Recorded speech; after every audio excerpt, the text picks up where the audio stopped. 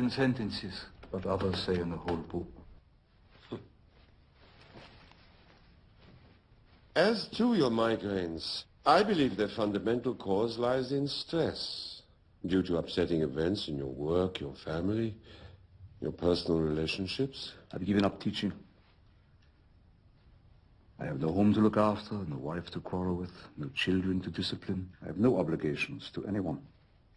I have no stress. Your extreme isolation is stress in itself. Great thinkers choose their own company, no? Undisturbed by the mob. Consider Thoreau, Spinoza, Buddha. Professor, stress is our enemy. My task is to help you reduce stress in your life. I propose that you enter my Lausanne clinic for 1 month of observation and treatment. We have new medications for migraine. I will visit you daily. I'm unable to pay for such services. Money doesn't matter to me. It will be free. And why are you doing this? You came to me for help. I offer it. I'm a doctor. Far too simple. Human motivation is far more complex. What is your motive? Why are you here? Because of strong pressure from my friends and my headaches. I ask again, what is your motive if you don't request payment for such services? One practices one's profession. A cobbler cobbles, a baker bakes, a doctor doctors. Why do you write? Why philosophize? You earn nothing from your work. I do not claim I philosophize for you. Whereas you, Doctor, continue to pretend that your motive is to serve me. And such claims have nothing to do with human motivation. Now, what are your motives? My motives? Yes. My motives? Who can answer such a question? I believe you are destined to become a great philosopher. My mission is to aid you in becoming who you are. So you as my savior can become even greater? I did not say that. You know my patients are the leading scientists, artists, and musicians in Vienna? Yes, and at this moment, you use their eminence to enhance your authority with me. I will never exploit your name. I will still be used by you. Nonsense! City! Your charity, your techniques to help me, to manage me. All of these make you stronger at my expense. This is a perfect example of why you cannot dissect your own psyche. Your vision is blurred, Professor. You need help. You are about to make a mistake. Then go already.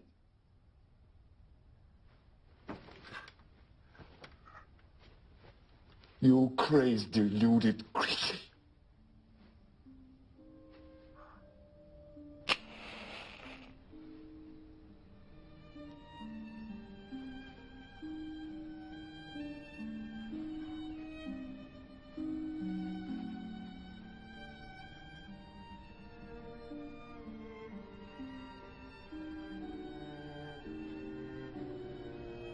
Shabbat Shalom.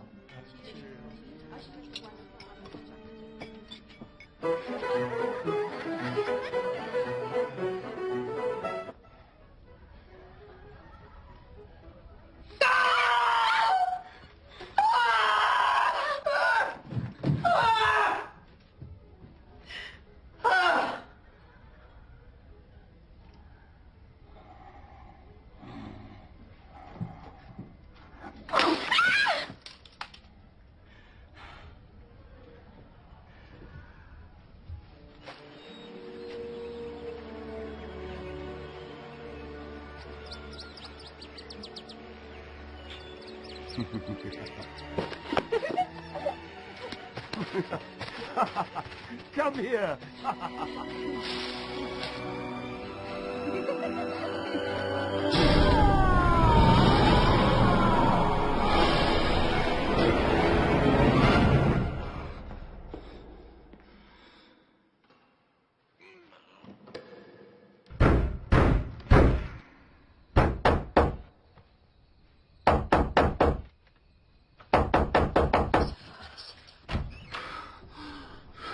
Your patient, Nietzsche, he is dying in my hotel.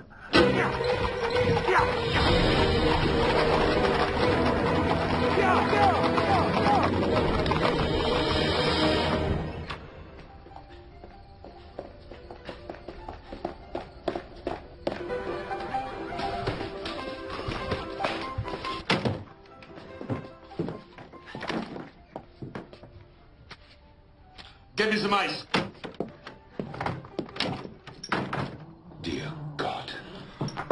Bring me some blankets. Herr Professor. Professor Nietzsche. Friedrich. Take the pain. Take the pain in.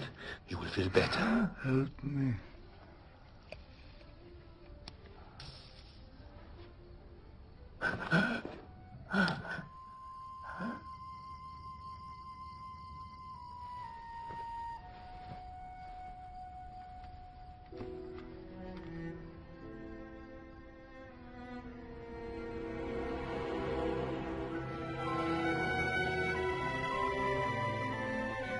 That much chloral is a poison. Or the sleep inducer, you could have died. Oh, living, dying, who cares? I shall be in your office tomorrow, is what I hope.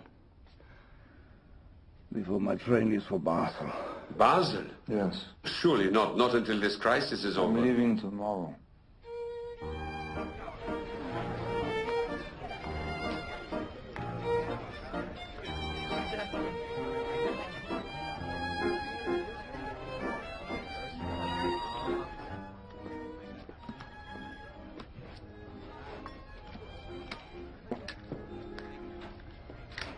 You know, part of me holds some strange hope that by helping this bizarre creature overcome his own suffering, I might defeat my own.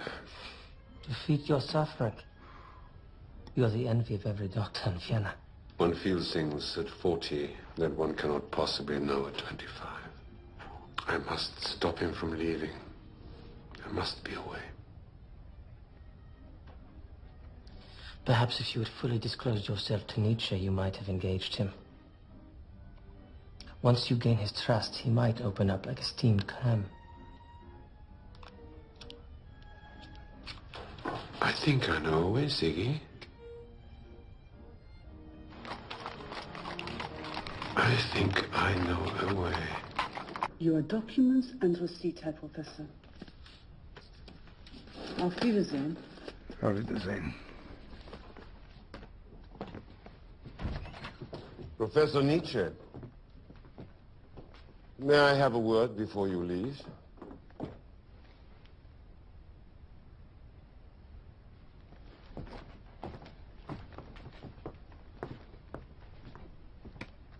I have a proposition to make, Professor. Perhaps never before made by a doctor to his patient. I propose a professional exchange. For 1 month, I will act as physician to your body, if you will act as physician to my mind. What do you mean? That you doctor me and I teach you philosophy? No. Not teach me. Heal me. Of what? Despair.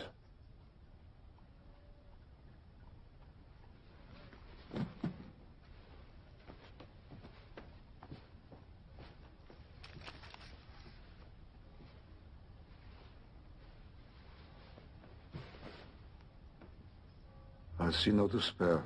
Not on the surface, but underneath. My mind is invaded by alien thoughts. I've lost sight of why I live. I'm terrified of death, yet I often think of ending my life. But I cannot help you with this. I have no training. Who is trained? Such healing is not a part of the medical discipline. What do I know of this? You know more than any man alive. Aren't your books entire treatises on despair? I can't cure despair. I only know how to tolerate it. Then teach me how to tolerate a life of despair. You write that your mission is to save humankind from illusion and aimlessness, to create a new code of behavior, a new morality free of superstition. It's all there, in your books. This is my offer. You enter my clinic for 30 days. I will observe and treat your medical illness daily. In return, you become my physician and help me talk about my life's concerns. Look, I'm indebted to you. More than any man. You saved my life. I'm just a writer. I'm not a doctor.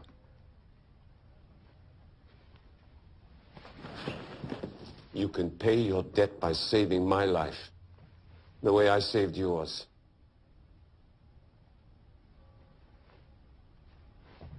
So what? I do this for you to relieve my debt? My motivation is entirely self-serving.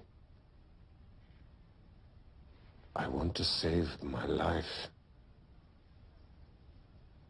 But are you strong enough to do this?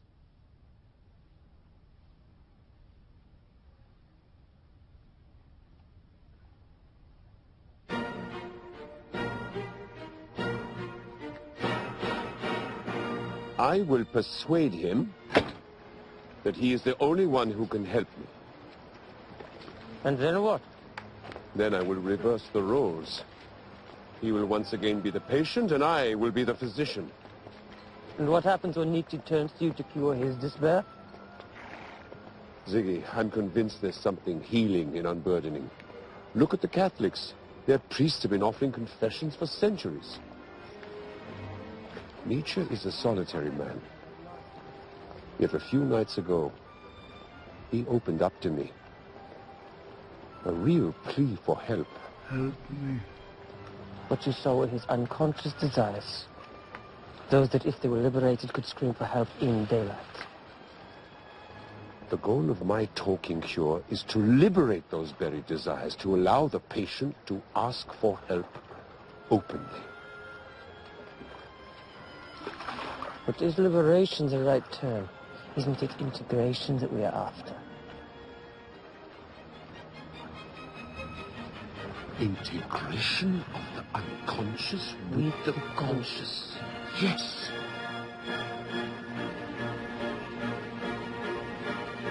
Yes, Signor.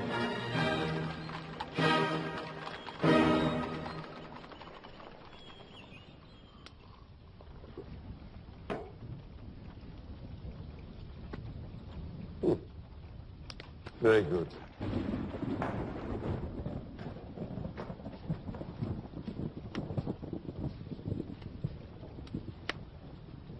Take a seat.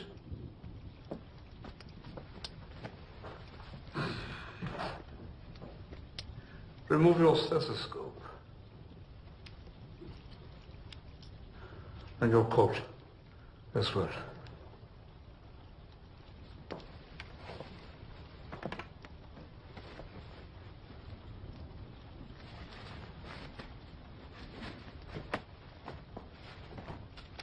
I made a list of your complaints. 1, you have a general unhappiness.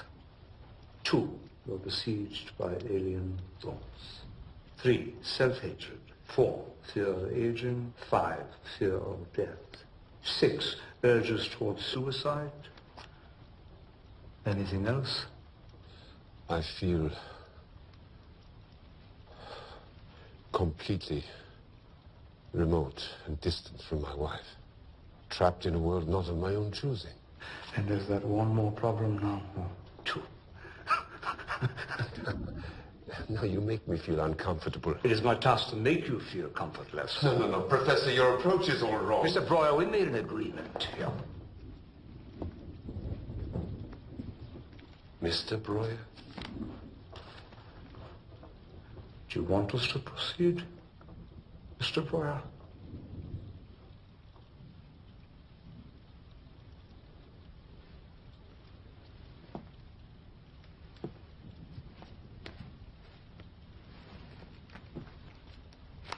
You mentioned your wife last, which tells me it begins there.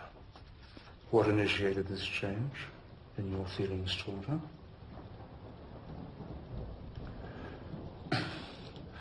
2 years ago, I took on the case of a young woman, this patient. I gave her the pseudonym Anna O. Suffers from what we doctors call hysterical behavior. Try to relax. During our daily meetings, she opened up to me. Shared the details of every disturbing event of the last 24 hours. She called these confessions chimney sweeping. I prefer to call it the talking cure. Unfortunately, the course of treatment was terminated by its insane ending. How? I fell in love with my patient. She and her mother were friendly with my wife.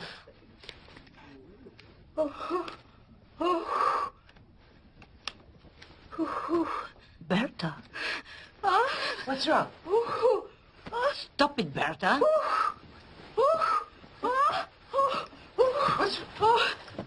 I'm pregnant. I'm pregnant with your husband's baby. Here comes Dr. Moyer's little baby.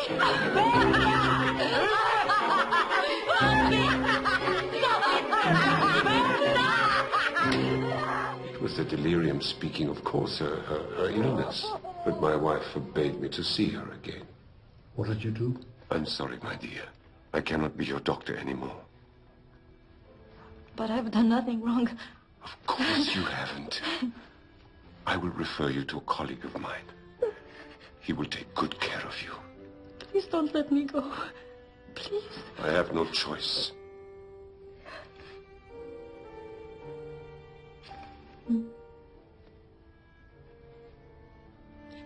You will always be the only man in my life. Always. Can you imagine how terrible it was to hear those words? They were evidence of the damage I had done. I left her weakened, crippled. You are responsible for all of your thoughts and deeds. But she, by virtue of this so-called illness, she is exonerated from everything. Who has damaged whom? Who has weakened whom? Doesn't this cripple Bertha, as you call her, have greater power over you? An excellent beginning. He even developed a list of my problems. Breuer is a curious mix. Intelligent yet blind. Sincere but devious. Let him continue to think that this is what we are doing. He is possessed by a woman who shreds him to pieces, and he licks her bloody fangs. I love it, Joseph. What do you love, Freddy? Tchaikovsky. Why? Swan Lake!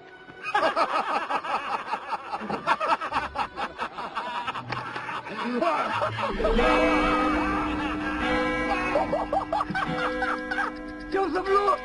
We're running out of time!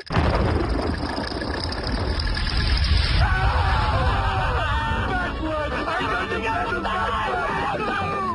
Faster, Joseph! Handle faster! Take me, Joseph. Take me.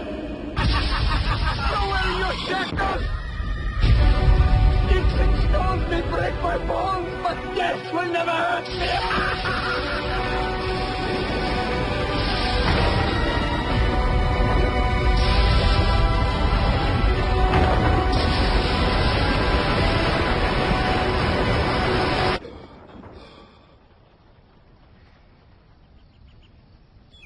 I feared that after yesterday's confessions, you would think less of me. Do not worry about what others think of you. I suspect you find sex disagreeable. I do not object to sex. What I hate is the man who begs for it, who surrenders himself to some crafty woman, who turns his lust into her strength. Lust is part of life. And nothing must interfere with the development of the hero which is inside you. And if lust stands in the way, lust must be overcome. Be more practical. All you give me are quotes from your books, philosophy. First time I have attempted to put my philosophy into practical use. Choose between comfort, and the truth. Are they mutually exclusive? You want to choose the pleasure of growth, prepare yourself for some pain. You want less pain? Shrink. Go. Be part of the herd.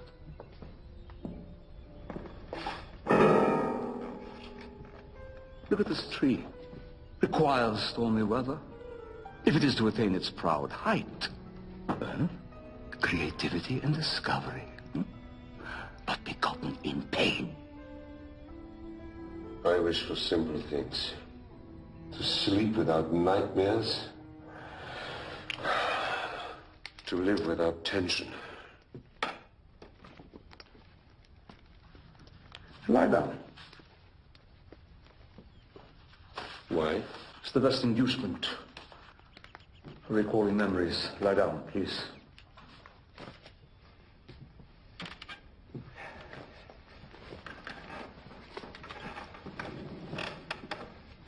Close your eyes.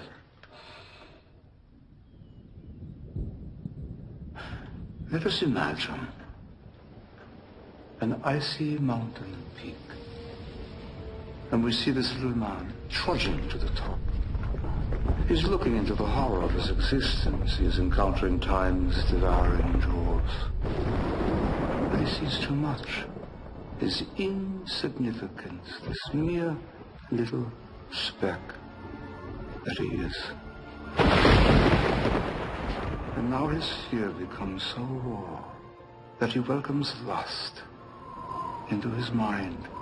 And he stops looking into this chasm. And he begins to spend his time recollecting these miracles, as how his little crippled Bertha moves her legs, her lips, and her arms, and her breast. And his mind, which was built for the noblest of ideas, becomes clogged now with trash. And that is how he is today. He is just rummaging through the rubbish. A bed. As if it contained the answer to his prayers. Well, what do you think of this man? Joseph, open your eyes. Open your eyes.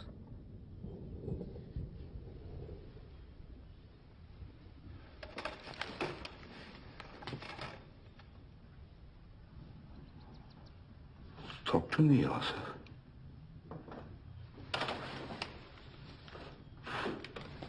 This is my way. Where is yours?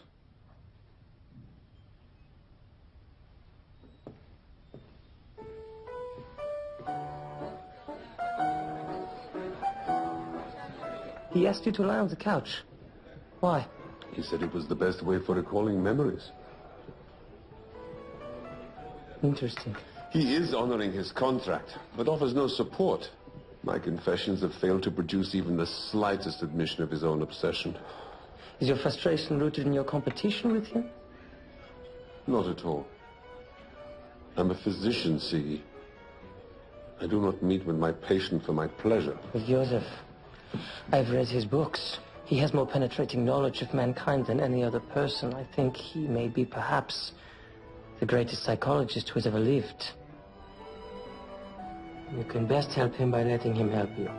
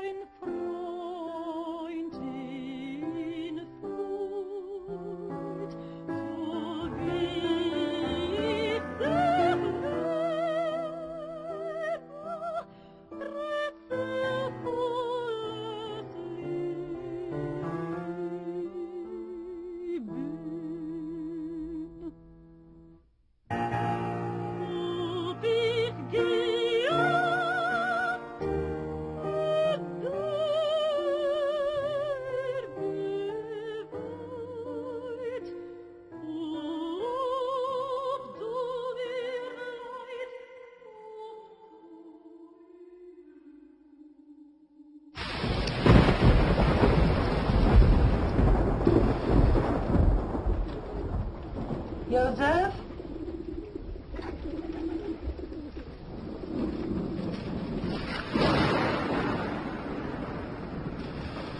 Joseph, it's after midnight. Are you coming to bed? Soon.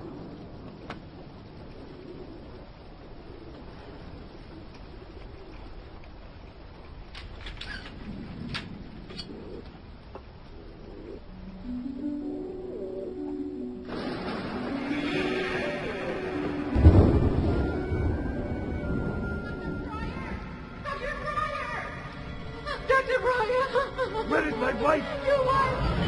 In the house! Matilda!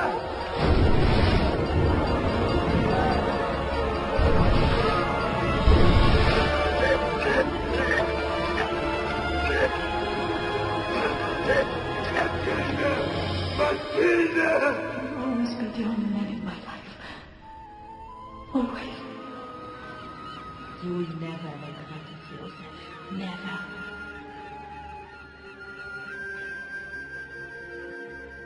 You will never regret it, Joseph. Never.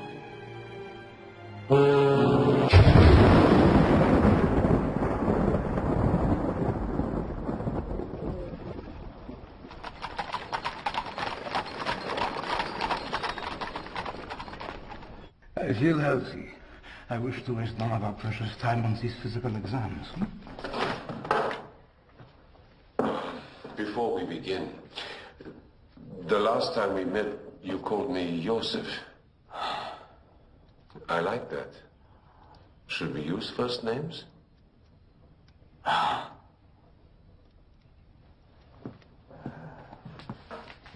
Friedrich or Fritz?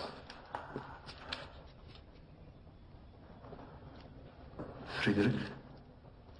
My best friend at school was called Friedrich. He used to call me the lad of infinite promise. What happened to the lad? He became a successful doctor, and respected and rich. Then you have fulfilled your goals. You are satisfied? I have fulfilled my goals, yes. Am I satisfied? No. How did you choose your goals? No, don't think, just chimney sweep. Goals are part of my culture. They're in the air, you breathe them in. Like every young Jewish boy, I wanted to climb out of the ghetto to succeed.